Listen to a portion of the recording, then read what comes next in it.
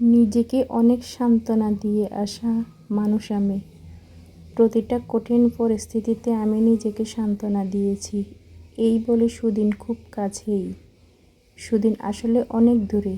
একটা দীর্ঘ সময় সুদিনের অপেক্ষা করার পর এখন বুঝতে পারি আমি নিজেকে মিথ্যা সান্ত্বনা দিয়ে এসেছি, মিথ্যা বলে এসেছি। এখন আমি সম্পূর্ণ বেসামাল একটা মানুষ। নিজেকে কোনো কিছু থেকেই সামলাতে পারি না।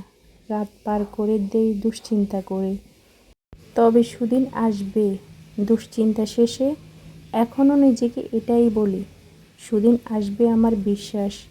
আমার ভেঙে যাওয়ার শেষ মুহূর্তে হলেও আসবে।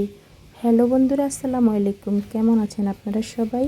আশা করি নিশ্চয়ই ভালো আছেন। আপনাদের দোয়া এবং আল্লাহর অশেষ মেহেরবানিতে আমিও ভালো আছি। আমি নাজনীন নাফিসা কুকিং লাইফস্টাইল থেকে আপনাদের জন্য ছোট্ট একটা ভিডিও নিয়ে চলে আসলাম। আশা করি ভিডিওটা ভালো লাগবে।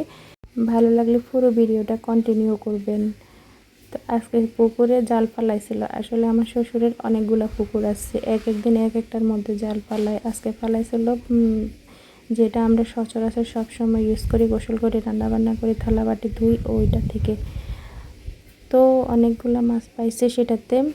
বের দেওয়ার পরে আমার হাজব্যান্ডটা চার ভাগ করছে। আমার শাশুড়ি হচ্ছে আমার ননদের বাসায়, ওখানে পাঠাইছে। মোটামুটি 5 ভাগে বলেন করা হয়েছে। তো অনেকগুলো মাছ হয়েছে, ফলি মাছ, তেলাপিয়া মাছ, তারপরে রুই মাছ, ছোট কাসকি মাছ, অনেক ডিমওয়ালা কাসকি মাছ পাইছিল। তো কেটে কুটে সুন্দর করে সবগুলো পরিষ্কার করে অনেকগুলো মাছ ফ্রিজে রেখে দিয়েছি।